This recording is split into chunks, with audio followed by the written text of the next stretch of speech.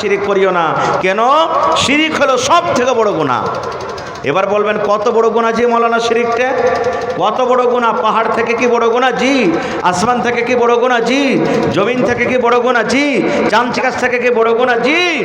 কত বড় গুনাহ? আল্লাহ রাব্বুল আলামিন কোরআনে অন্য জায়গাতে বলছেন, ইন্নাল্লাহা লা ইয়াগফিরু আন ইউশরাকা বিহি ওয়া ইয়াগফিরু মা দুনা যালিকা লিমান ইয়াশা। শিরিক কত বড় গুনাহ ভাই রে! আল্লাহ রাব্বুল আলামিন কোরআনে বলেন, দুনিয়ার মানুষ রে, আল্লাহ রাব্বুল আলামিন শিরক ছাড়া অন্য কোনো গুনাহ আল্লাহ ইচ্ছা করতে গেলে মাফ করে দেবেন, কিন্তু আল্লাহ শিরকের গুনাহ মাফ করবেন না। যেমন উদাহরণ নিলেন, দুনিয়াতে নামাজ কত ভাই পড়ে না, দুনিয়াতে কত ভাই রোজা রাখে না, দুনিয়াতে কত ভাই হজ ফরজ হয়েছেন হজ করে না, দুনিয়াতে কত ভাই যাকাত দেয় না, দুনিয়াতে কত ভাই গুন্ডাগার্দি করে, দুনিয়াতে কত ভাই মিথ্যা কথা বলে, দুনিয়াতে কত ভাই চগলখড়ি করে, দুনিয়াতে কত রকম গুনাহ আছে, পাপ আছে। আল্লাহ বলেন, মানুষ রে, তুমি যদি নামাজ না পড়ো আমি আল্লাহ মাফ করতে পারি, তোমাকে নাও করতে পারি। রোজার মাসে তুমি যদি রোজা না রাখো আমি আল্লাহ তোমাকে চাইতো মাফ করব, নাও করতে পারি। আল্লাহ বলেন, তুমি জেনা ব্যভিচার করেছো রে বান্দা, আমি আল্লাহ চাই তোমাকে মাফ করব কিংবা নাও করতে পারি। কিন্তু আল্লাহ রাব্বুল আলামিন বলেন, বান্দা রে, যদি তুমি শিরকের গুনাহ করে মরে যাও, যদি তুমি তওবা না করো, শিরকের হালাতে যদি তোমার মওত হয়ে যায়, তাহলে আল্লাহর জান্নাত তুমি যাবে না, আল্লাহর জান্নাত তোমার যাওয়া হবে না। কারণ শিরকের গুনাহ আল্লাহ রাব্বুল আলামিন মাফ করবেন না। নারে তাকবীর! যতই ভালো আমল করেন, বিনা তওবাতে যদি মরে যান, শিরকের হালাতে শিরিক করে যদি মরে যান, তওবা না হয় তো আল্লাহ তাআলা গুনাহটাকে মাফ করবে না, জাহান্নাম যেতেই হবে ওকে। যেমন একটা উদাহরণ দিচ্ছি আপনাদের সামনে, আপনারা জানছেন হয়তো এর আগেও আমি হাদিসটা বয়ান করেছি আপনাদের সামনে, আজকেও বলছি। নবীজির চাচা কে? আবু তালেব। নবীজি যখন মায়ের পেটে ছিলেন, বাপ দুনিয়া থেকে চলে গেছেন, নবীজি নিজের বাপকে দেখতে পাইনি। নবীজি যখন বয়স 6 বছর, মা দুনিয়া থেকে চলে গেলেন, নবীজি ইয়াতীম হয়ে গেলেন। বাপ মারা গেছেন, নবীজি ইয়াতীম। বয়স 6 বছরকার, মাও দুনিয়া থেকে চলে গেলেন। নবীজির বয়স 8 বছর, দাদু দুনিয়া থেকে চলে গেলেন। নবীজির লালন পালন করবেন কে? দেখাশোনা করবেন কে? তো চাচা আবু তালেব। নবীজির নিজের চাচার নাম আবু তালেব। নবীজিকে লালন পালন করতে লাগলেন। কেমন লালন পালন? নবীজিকে নিজের বাড়িতে রাখতে লাগলেন, খাওয়ার টাইমে টাইমে খাইতে দেন, কাপড়ের দরকার হলে কাপড় দেন, তেলের দরকার হলে তেল দেন, সাবুনের দরকার হলে সাবুন দেন, যা কিছু দরকার আবু তালেব নিজের ভাতিজা মুহাম্মদকে সব এক এক করে দিয়ে যান, সব কিছু দেন। নিজের বেটার থেকেও বেশি আদর করতেন, এত আদর করতেন। আস্তে আস্তে আস্তে নবীজি বড় হলেন, আল্লাহ নবী করলেন। কত বছরে নবী হয়েছেন জি? কত বছরে নবী হয়েছে ভাই জানেন না নাকি? আপনারা যদি কিছু বলেন তো আমার কানে আওয়াজই আসবে না, কেন? এই যে ঘট ঘট করে এত জোরে আওয়াজ চলছে। নবীজি 40 বছরে নবী হয়েছেন, আল্লাহ নবীকে 40 বছরে নবী করেছেন।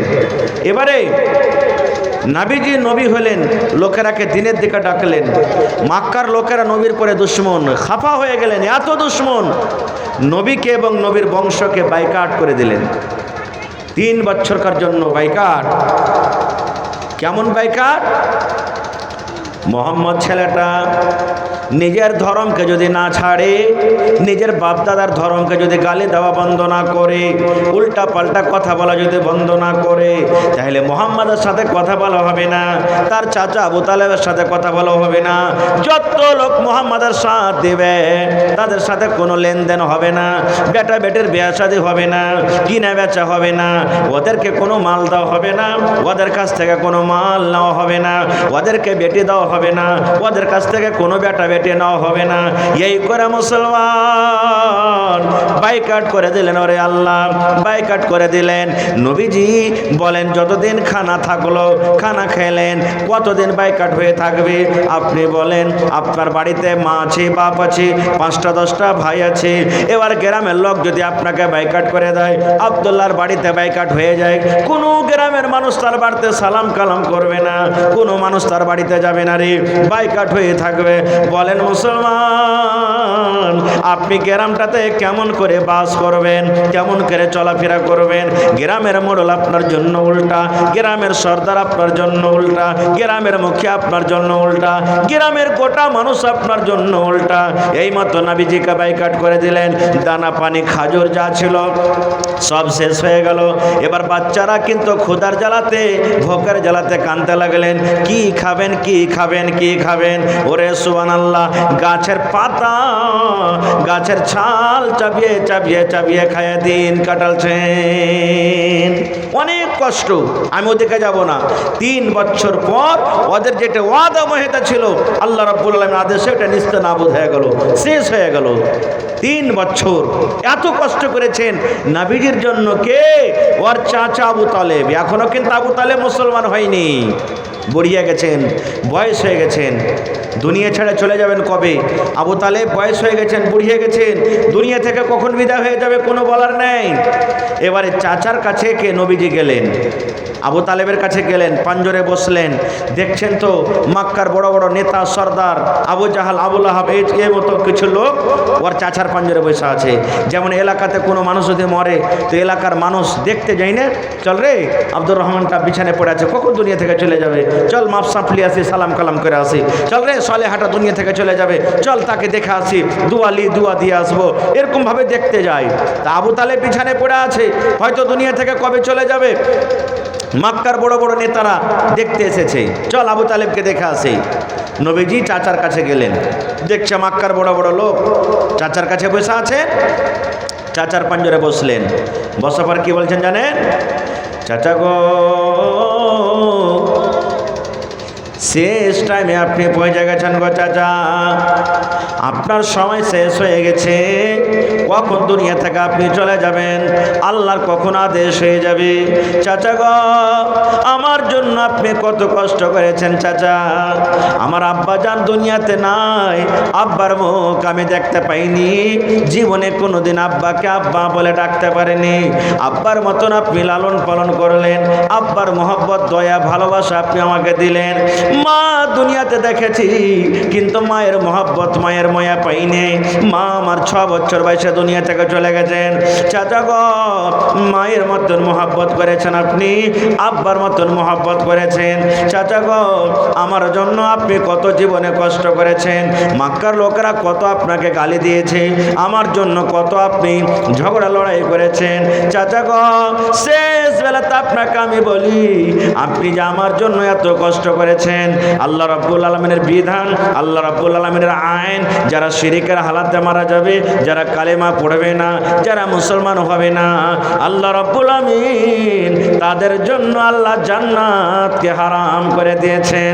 এই জন্য চাচা আপনি কালেমা পড়ে মুসলমান হয়ে যান, আপনি দয়া করে কালেমাটা পড়েলেন। চাচা একবার আপনি কালেমাটা পড়েন, কালেমা পড়ে যদি মুসলমান হয়ে যান, আমি আপনার জন্য আল্লাহর দরবারে দোয়া করব, আল্লাহকে বলবো, আল্লাহ আমার চাচা জীবনে আমার জন্য অনেক কষ্ট করেছে, এই জন্য চাচা তুমি আমার চাচাকে আল্লাহ তুমি জান্নাতে দাও, আল্লাহ গুনাহ খাতাকে মাফ করে দাও।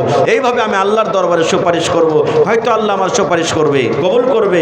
কিন্তু চাচা যদি আপনি মুশরিক হয়ে মারা যান, কালেমা না পড়েন, তাহলে কিন্তু আমি কোনো বেঈমান মুশরিকের জন্য আল্লাহর দরবারে সুপারিশ করতে পারবো না। খুব যখন চাচাকে এরকমভাবে কথা বললেন, তখন মক্কার বড় বড় মানে নেতারা যারা বসেছিল, ওরা কি বলছেন জানেন? আবু তালেব, আরে তোর ভাতিজা পাগল হয়ে গেছে নাকি রে? মরার টাইমে তুই দুনিয়া ছেড়ে চলে যাবি আর বাপ দাদার ধর্মটাকে তুই ছেড়ে দিবি? এতদিন তুই মানলি না, আর এখন তুই মানবি মরার টাইমে? না, খবরদার, তোর বাপ দাদার ধর্মে তুই থাক, খবরদার ভাতিজার ধর্ম তুই কবুল করবি না। খুব নবীজি আবার বললেন, চাচা গো, একবার কালেমা পড়ালেন চাচা, একবার যদি আপনি কালেমা পড়ালেন, তাহলে আল্লাহ রাব্বুল আমিনের দরবারে আপনার জন্য আমি সুপারিশ করব। আল্লাহকে বলবো, রাব্বুল আমিন আমার চাচা জীবনে কত গুনাহ করেছে, গুনাহ হয়েছে, আল্লাহ দয়া করে তুমি আমার চাচার গুনাহকে মাফ করে দাও। চাচা একবার আপনি কালেমা পড়ালেন, নবীজি বারবার বলেন কালেমা পড়ার জন্য, আর ওমন থেকে মক্কার বেঈমানেরা বারবার বলে, খবরদার ভাতিজার ধর্ম কবুল করবি না। শেষ কথা কি হলো জানেন? আবু তালেব কি বলে মরছে? আবু তালেব ভাতিজাকে বলছেন, এই ভাতিজা মোহাম্মদ, আমি জানি রে ধন, তুমি হলে সত্য ছেলে, তুমি হলে আল্লাহর আখরি নবী, তোমার কোরআন সত্য, সব আমি মানছি ভালো রে, সব আমি জানছি তুমি ভালো ছেলে, তুমি আল্লাহর পিয়ারা বান্দা। কিন্তু ভাতিজা রে, আজকে যদি আমি কালেমা পড়ে মুসলমান হয়ে যাই, আজকে যদি আমি আমার বাপ দাদার ধর্মকে ত্যাগ করে দিই, তাহলে আমার মরার পর মক্কা লোকেরা আমার বাপকে গালি দিবে, আমার মাকে গালি দিবে, আমার খানদানকে গালি দিবে, নানা রকম কলঙ্ক লাগাবে। এই জন্য ভাতিজা, আমি তোমার ধর্ম কবুল করব না, তোমার ধর্মে আমি যাব না। আমার আবাই ধর্ম, অর্থাৎ আমার বাপ দাদারা যে ধর্মে দুনিয়া থেকে চলে গেছেন, আমি আবু তালেব আমার বাপ দাদার ধর্মে আমি চলে গেলাম।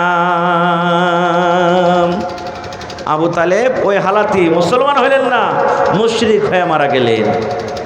নবীজি কি বলেছেন জানেন চাচার ব্যাপারে? এই নওজওয়ান যুবক, একটু ভালো করে শুনেন রে ভাই, কলিজাটা ঠান্ডা করেন শুনে। আহা হা হা, কি বলেছেন নবী আমার? বলেছেন, আমার চাচা আমাকে এত ভালোবেসেছেন, বেটার মতন করে আদর করেছেন, আমার অনেক হেল্প করেছেন, আমার জন্য পাহাড় হয়ে গাছ হয়ে দাঁড়িয়ে থেকেছেন। এত কষ্ট করার পর আমার চাচা জীবনের মতো জাহান্নাম থেকে রেহাই পাবে না।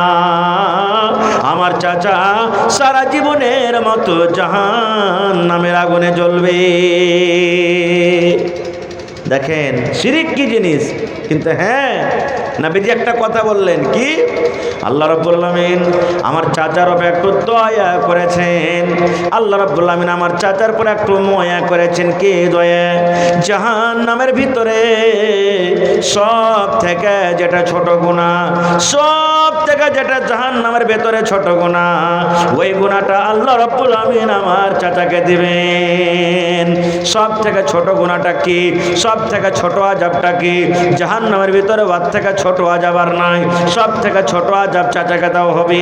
নবী আমার বলেছেন, আল্লাহ রাব্বুল আলামিন আমার চাচার পায়ে আগুনের বেড়ি দিয়ে দেবেন, অর্থাৎ আগুনের জুতা দিয়ে দেবেন, আগুনের জুতা পিন্দানো হবে।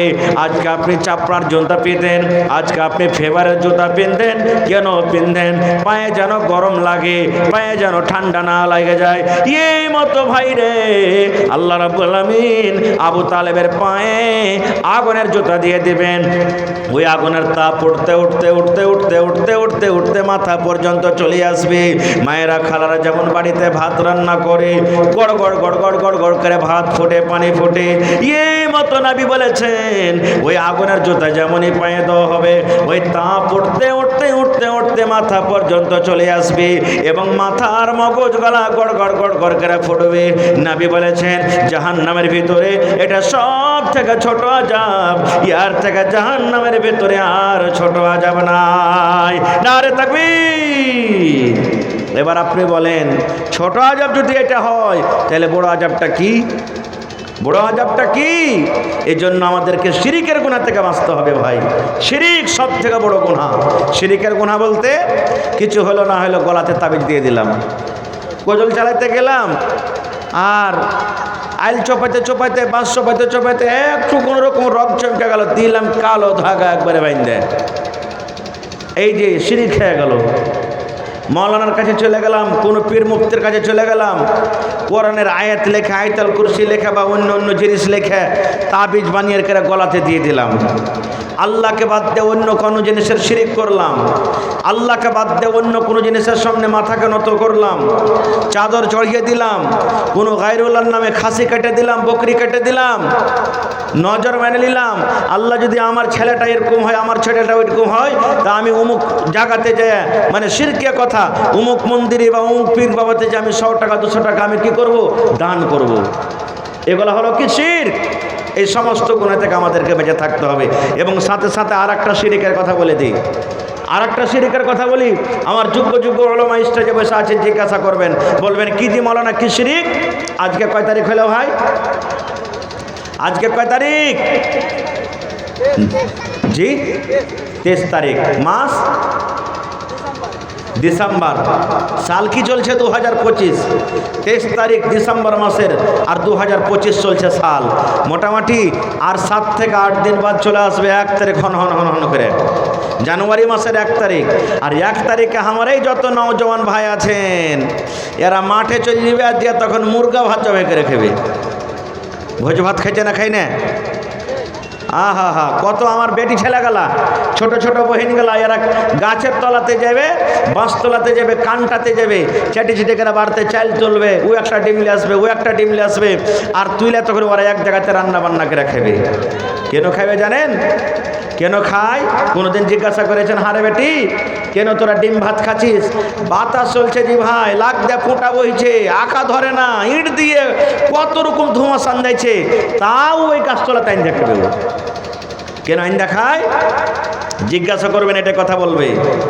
এই জন্য আইন্ধা খাই যে মৌলানা আজকে জানুয়ারি মাসের 1 তারিখ, আজ যদি ভালো মন্দ খাই পহিলা দিনের, তো 1 বছর ভর খালি দুধে ভাতই খেয়ে থাকবো আমি, কোনোদিন কষ্টই আসবে না। সব দিন খালি মুরগি জবাই করে খাবো, আর বতক জবাই করে খাবো, আর ডিম জবাই করে খাবো, আর মাছ জবাই করে খাবো, এই জন্য খাই। এটা কি শিরিক? এটা হলো শিরিক, খাইতে হবে না খো। এটা হলো পাপের গুনাহ। অন্য দিন আপনি খাইলেন, একদিন আগে খান, দুদিন পিছে খান, একদিন আগে খান পরে খান, বা এমনি আপনি অন্য দিন যেমন মাছ গোস খেয়েছেন 1 তারিখের দিনও খান, এটা মনে লয় যে আপনি সেদিন মাছ গোস খাবেন না, মাছ গোস খান, মানা নাই। এমনি আমদিনে যেমন খেয়েছেন সেদিনও খান, কিন্তু এই নিয়েতে খাইতে হবে না। আজ যদি খায় তাহলে অন্য দিনগুলা কি করব, ভালো মন্দ খায় একে দিন কাটবে। যত এখানে আপনারা বসে আছেন বেশিরভাগ মানুষের বিবাহ শাদী হওয়া আছেন, আপনারা জানছেন কি জানছেন? যেদিন আপনারা আমার পেটে জন্ম হয়েছিল, মায়ের পেটে যেদিন আমার জন্ম, আপনার জন্ম, আল্লাহ রাব্বুল আমিনের নবী বলেন 3:40 অর্থাৎ 4 মাস যখন কেটে গেল রে ভাই, 4 মাসের পর আল্লাহ রাব্বুল আমিন মায়ের পেটে বাচ্চা রূহ দিয়ে দেন, জান চলে আসে। মায়ের পেটে বাচ্চা হিলাডোলা করতে শুরু করে দেয়, মায়ের পেটে বাচ্চা লড়াচড়া করে দেয়। মায়েরা জানতে পারেন আমার পেটে সন্তান হয়ে গেছে রে, সন্তান আমার পেটে হিলাডোলা করছে, আল্লাহ আমার পেটে রূহ দিয়ে দিয়েছেন, বাচ্চার ভিতরে জান চলে এসেছে। নবী আমার বলেছেন মায়ের পেটে যেদিন 4 মাসের বাচ্চা হয় তার পেটে রূহ দিয়ে দেওয়া হয়, এবং তার নসিবে 4খানা জিনিস লেখা দেওয়া হয়। 4খানা জিনিস লেখা হয়। কি কি 4খানা? 4খানার মধ্যে একটা আপনারাকে বলবো। 4খানার মধ্যে 1 নম্বর নবী বলেছেন আপনি দুনিয়াতে যখন ছিলেন, দুনিয়াতে যখন আসবেন, কি খেয়ে দুনিয়াতে আপনি বাস করবেন, কি কাজ করে আপনি দুনিয়াদারি করবেন, আপনি চাকরি করবেন, আপনি মাস্টারি করবেন, আপনি ডাক্তারি করবেন, আপনি কাপড়ের বিজনেস করবেন, আপনি কিসের বিজনেস করবেন, কি করে দুনিয়াতে আপনি চলবেন, খাবেন, পরবেন, আল্লাহ রাব্বুল আমিন মায়ের পেটে লিখে দিয়েছেন। তাইলে ভাইরে মায়ের পেটে তো লেখা হয়ে গেল, তার আগে আল্লাহ রাব্বুল আমিন যখন দুনিয়া কায়েম হয়নি তার আগে কলম দিয়ে আল্লাহ লিখে দিয়েছিলেন দুনিয়াতে কতটি মানুষ আসবে, দুনিয়াতে কে কি করে খাবে, সব কলমে আল্লাহর লেখা হয়ে গেছিল। ওই জিনিসটাকে ট্রান্সফার করে আল্লাহ মায়ের পেটে আবার দ্বিতীয়বার দিয়ে দিলেন। তাহলে আমার আপনার তো ভাগ্য লেখা হয়ে গেছে। মৌলানা হোসেন সাহেব দুনিয়াতে কি করে খাবে, আর মৌলানা জালালউদ্দিন সাহেব কি করে খাবে, মৌলানা নাসিব সালফি কি করে খাবে, মৌলানা আব্দুল কাইয়ুম ফাইজি কি করে খাবে, মৌলানা রাবিউল ইসলাম কি করে খাবে, আপনি কি করে খাবেন, দুনিয়া থেকে বিজনেস করবে, সব মায়ের পেটে লেখা হয়ে গেছে। এই জন্য ভাইরে যদি জানুয়ারি মাসের 1 তারিখে আমরা যদি এই নিয়াতে মুরগা জবাই করি, এই নিয়াতে ডিম জবাই করি, এই নিয়াতে মাছ জবাই করি, এই নিয়াতে যদি মাংস জবাই করি, তাহলে আল্লাহ রাব্বুল আমিনের দরবারে আমরা ধরা পড়ব এবং এটা শিরিকের গুনাহ হয়ে গেল। শিরিকের গুনাহ, শিরিকের পাপ হয়ে গেল। এই জন্য ছেলেপিলাকে পড়ার দরকার আছে। আর একটা হাদিসের কথা বলছি, মহিলাকে পড়া কত দরকার, বেটি ছেলেকে পড়া কত দরকার। যেমন আজকে আপনারা জালসা শুনতে এসেছেন, নবীর জামানাতে এক বৈঠক চলছে, সাহাবায়ে কেরাম বসে আছেন, নবীজি বসে আছেন, নবীজির স্ত্রী মা আয়েশা রাদিয়াল্লাহু তাআলা আনহা পর্দার ভিতরে বাড়িতে বসে আছেন। পাঞ্জরি গল্প স্বল্প নবীজি যা করছেন পর্দা থেকে শুনতে পেয়েছেন কে? মা আয়েশা রাদিয়াল্লাহু তাআলা আনহা। যেমন আজকে আমার মা খালাদের জন্য সুন্দর করে আপনারা পিন্ডালের ব্যবস্থা করেছেন মহিলাদের, এই মতো মা আয়েশা বাড়ির ভিতরে আছেন, সাহাবায়ে কেরাম আছেন। আর ইয়াহুদির একটা জামাত, ইয়াহুদির একটা টিম নবীকে এসে সালাম দিচ্ছেন। কেমন করে সালাম দিচ্ছেন জানেন? আজকে আপনার সামনে আমি বসেছি, সালাম দিয়েছি কি? আসসালামু আলাইকুম বলেছি না বলিনি? জোরে বলেন, বলেছি না বলিনি? আসসালামু আলাইকুম। আপনারা কি বলেছেন? ওয়ালাইকুম আসসালাম। কিন্তু সালামের মানাটা সবাই জানি না। সালাম দিতে জানি কিন্তু সালামের মানা জানি না সবাই। সালামের মানে কি? আসসালামু আলাইকুম, আল্লাহর দয়া, আল্লাহর সালামাতি আপনার পরে নাজিল হোক। কত সুন্দর দোয়া! আল্লাহর দয়া, আল্লাহর শান্তি আপনার উপরে নাজিল হোক, আল্লাহর সালামাতি আপনার পরে নাজিল হোক। কত সুন্দর দোয়া এটা হয়ে গেল। তো ইয়াহুদির টিম, ইয়াহুদির জামাত নবীর কাছে এলেন, আসাপার নবীকে সালাম দিচ্ছে। কেমন করে জানেন? আসসালামু আলাইকুম না বলে কি বলছেন? আসসালামু আলাইকুম। দেখেন, ভালো করে শুনবেন, পার্থক্যটা শুনবেন। আমি যদি আপনাদেরকে বলি যে আসসালামু আলাইকুম, আপনারা কেউ হয়তো ভালো করে বুঝতে পারবেন না, পড়ালেখা মানুষই বুঝতে পারবেন। আমাকে সবাই আপনারা জবাব দিয়ে দেবেন ওয়ালাইকুম আসসালাম। আপনারা পার্থক্য বুঝতে পারবেন না খুব। দেখেন মা আয়েশা কত চতুর চালাক আর পড়ালেখা কেমন ছিলেন। ইয়াহুদিরা নবীকে বলছেন আসসালামু আলাইকুম, যেমনই সালামটা দেওয়া, হায় রে মা আয়েশা রাদিয়াল্লাহু তাআলা আনহা পর্দার ভিতর থেকে উত্তর দিয়ে দিলেন ওয়া আলাইকুম আসসালাম ওয়া লানা। ইয়াহুদিরা রে, আমার নবীকে কেন বদদুয়া দিয়ে দিলি রে? আমার নবীকে কেন তোরা গালি দিয়ে দিলি?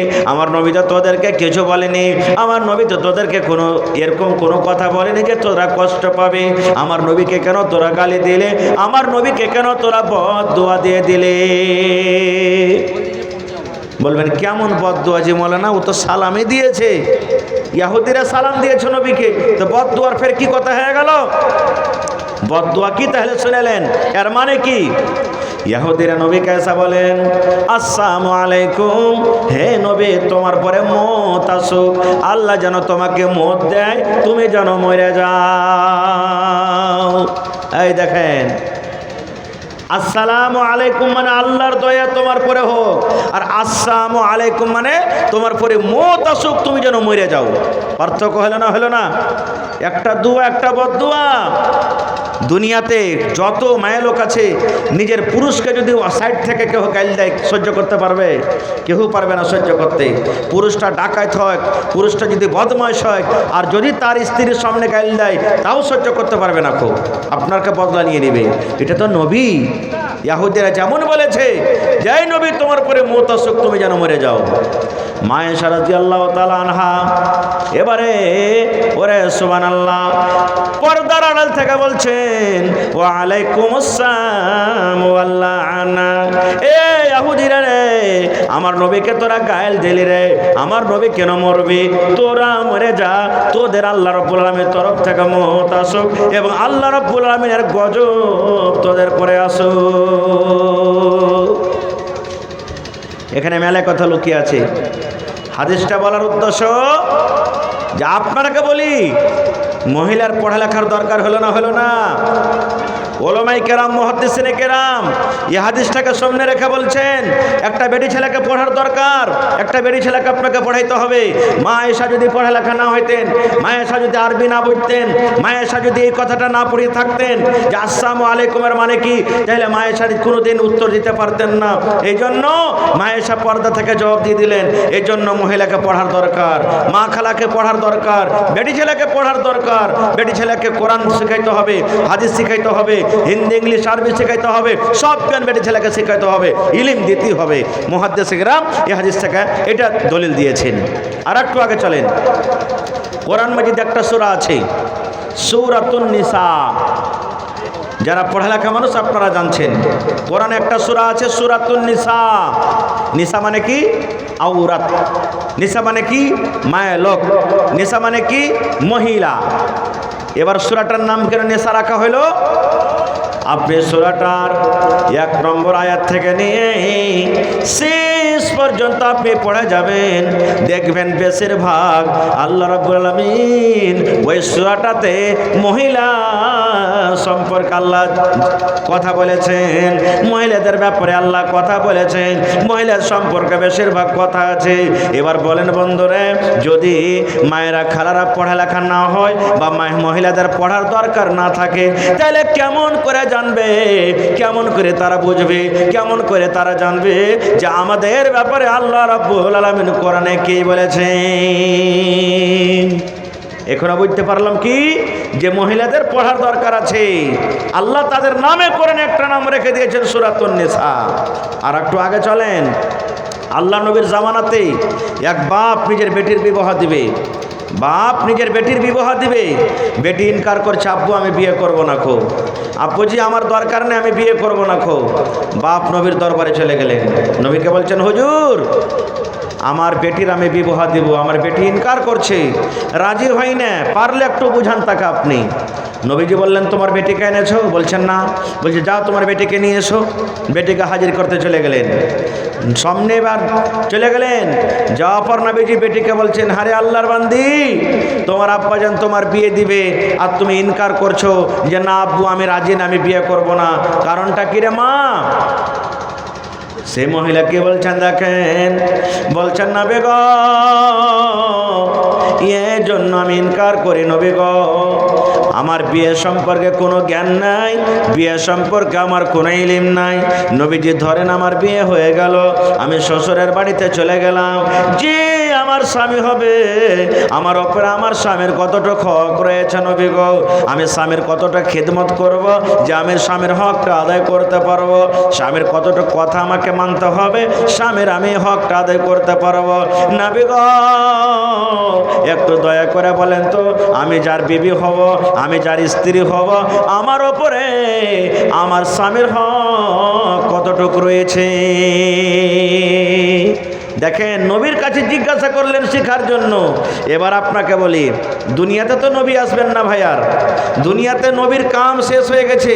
দুনিয়াতে কে নবীর কাজ করবেন?